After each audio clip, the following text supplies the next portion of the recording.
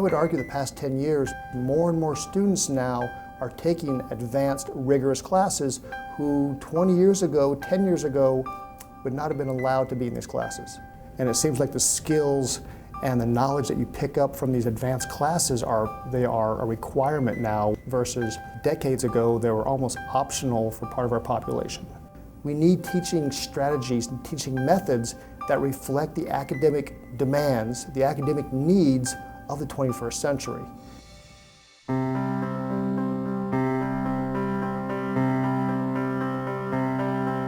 There are a few students who are blessed with excellent learning skills, but there is a vast, vast amount of students who are sitting in classes right now who are struggling. All teachers will face this problem. You have so much stuff to cover, how do you do it? I mean, how do you cover all this stuff? I mean, how do you do it?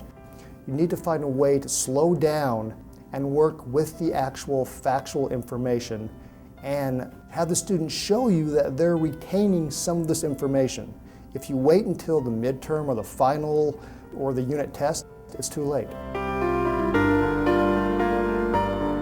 Myelination is the new kind of hot topic. Basically, it just means it takes repeated exposure to information for you to really remember it or recall it. If we're learning any facts from an AP US history class or advanced biology, you need to be able to memorize various facts, which means your lesson planning and your strategies have to take this into consideration. How can you teach kids how to memorize stuff? But in reality, if you don't come back and revisit that at least 7, 10, 15 times, the students will not be able to recall that information on any exam, which means when you test them, it'll look like they know nothing. These teaching strategies are not based on your access to technology. They'll work in any educational structure, any program. The point is that they're very easy and low tech. These will work quickly, and whether you have a half hour or 10 minutes or an entire class period, these are very flexible so you can fit them in with your traditional teaching methods. The Venn diagrams are nothing fancy. I mean, they've been around for, I want to say, a century easily. But again, you're just comparing and contrasting. What happens though with the Venn diagrams is that they tend to be very teacher-driven, which is fine, but students tend to kind of daze out. So the goal is how do you kind of suck your students into the actual information and still keep it rigorous. So red represents Martin Luther King, MLK. Black represents Booker T. Washington. A major fact of their lifetime or concept. Booker T, Martin Luther King. What do you have? He's famous for his I Have a Dream speech. Awesome. Booker T. Washington. What did they start at the Tuskegee Institute?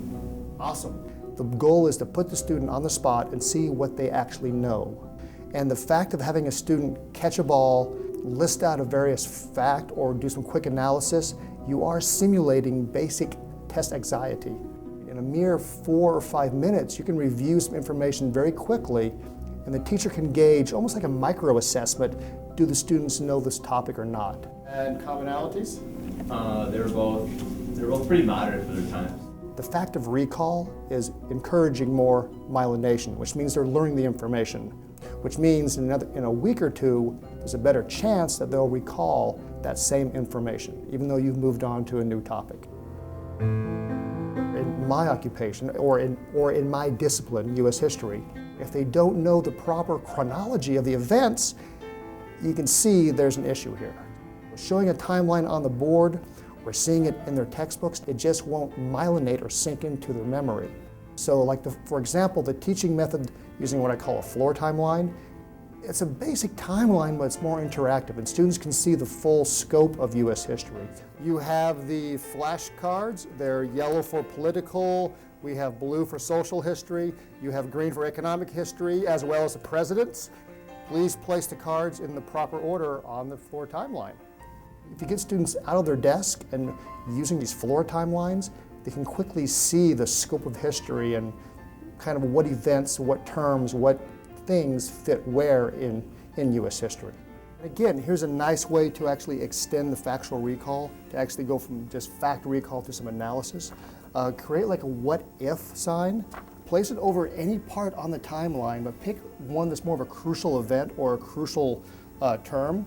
For example, the cotton gin. Ask your class, what if the cotton gin was never invented? Would slavery have continued or expanded in the South?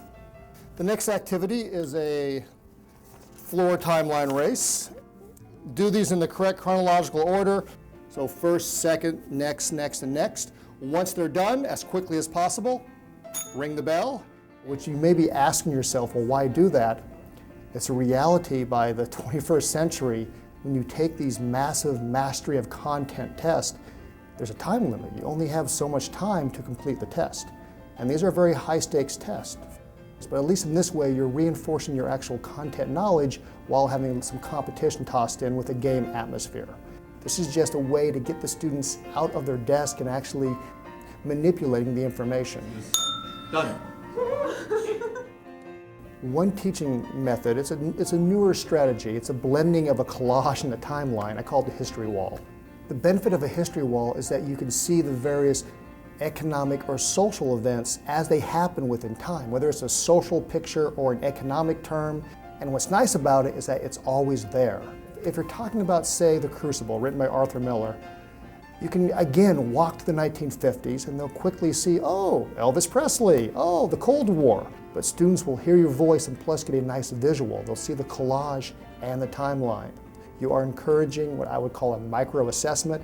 If you keep doing that, you'll have a macro-assessment. You will have a movement. You will have a benefit in your learning for your students and your class overall. What do I hope this book will do? I would argue the American school system needs to reflect on what we call teaching methods.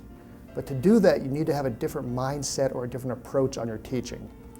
Just sitting there in class and turning in the paper or doing a project or a website or a PowerPoint and then you're done, move on, that will not be enough. The students need to manipulate, experience, play with, use, practice various factual details, various content knowledge over time.